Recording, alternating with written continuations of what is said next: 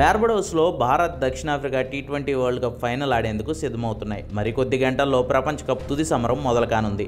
అయితే ఇదే టైంలో వరుణుడు మ్యాచ్కు ఆటంకం కలిగించే అవకాశాలు కూడా ఉన్నాయి. ఇప్పటికే బార్బడోస్లో తుఫాను హెచ్చరికను జారీ చేశారు. 80% మేఘాలు ఆవృతమై వరుణుడు ఏ క్షణంలో అయినా మ్యాచ్కు అడ్డం పడే అవకాశాలు ఉన్నట్లు వాతావరణ అధికారులు అయితే తెలిపారు. మరి ఫైనల్ మ్యాచ్ను వర్షం ఆపేస్తే అప్పుడు పరిస్థితి ఏంటి? ఈ వీడియోలో చూద్దాం. టీమిండియా సౌత్ ఆఫ్రికా ఫైనల్ మ్యాచ్కు వర్షం ఆటంకం కలిగించిన ఇబ్బంది లేకుండా రిజర్వ్ డే కూడా ఉంది.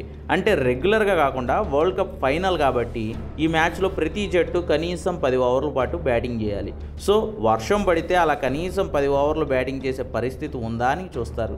ఇందుకోసం 190 నిమిషాల ఎక్స్ట్రా టైం కూడా పెట్టుకున్నారు.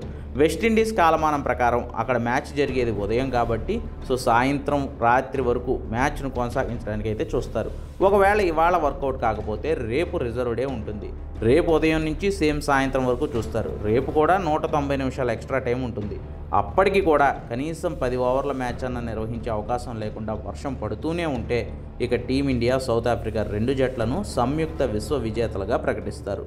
సో వర్షం పడకుండా మ్యాచ్ జరగాలని, కొదమ సింహాల లాంటి ఈ 2 జట్లు కప్పు కోసం హోరాహోరీగా తలపడాలని, భారత్ గెలవాలని అభిమానులు అయితే కోరుకుంటున్నారు.